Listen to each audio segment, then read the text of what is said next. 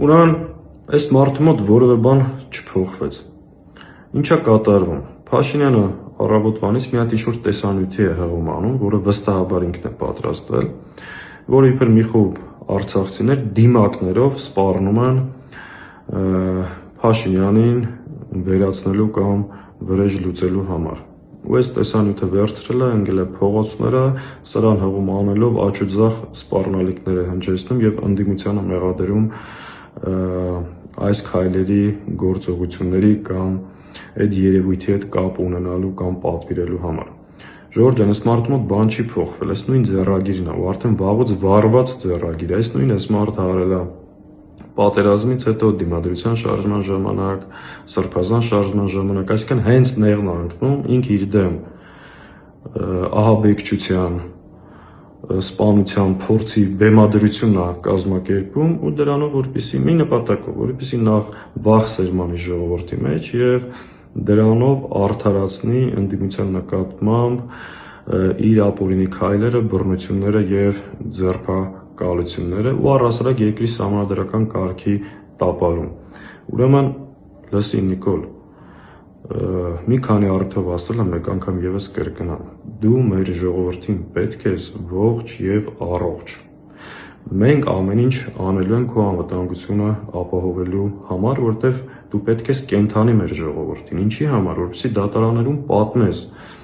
ինչու հանձնեցիր Արցախը, ինչի շուրջ 5000 մարդու մահվան պատճառ դարձար, ովքեր են քո մեղսակիցները, այս դավաճանությունը ու այս ամեն ինչը մեր ժողովրդի պետության գլխին ինչի արեցիր։ Հետևաբար այդ անընդհատ որ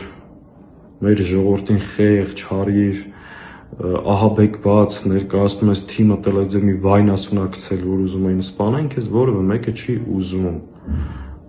Դու մեր ժողովրդին պետք ես կենթանի։ Վերջացրու այդ բեմադրություններիդ ներկայացումը, այս ճանապարհով հաջողության չես հասնի։ Իսկ ինչ վերաբերում է դիմակներով թաքնված, թռած, չգիտեմ ինչ, չես հասկանում, որ արդեն քեզ Հայաստանի Հանրապետության ամեն մի ծառի ու թփի տակ բռնում են ու քո ճակատին ասում են դու ով ես, որ դու հայրենիքի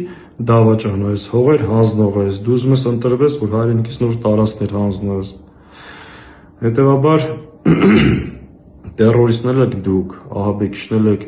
դուք եւ քո բոլոր փորձերը այս ընտրությունները վերածել քաոսի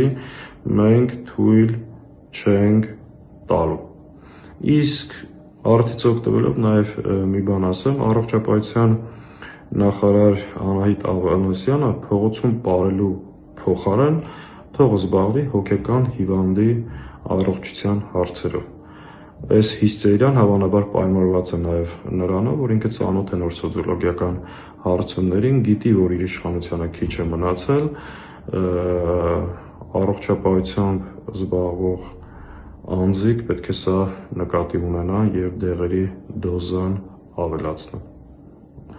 Իսկ մեր ժողովրդին մաղթում եմ կամք, համբերություն եւ ամեն ինչ լավ է լինելու։ Ու այս սրա հիստերիան արդեն խոսում է դրա մասին, որ ամեն ինչ ճիշտ ընթացքով է գնում։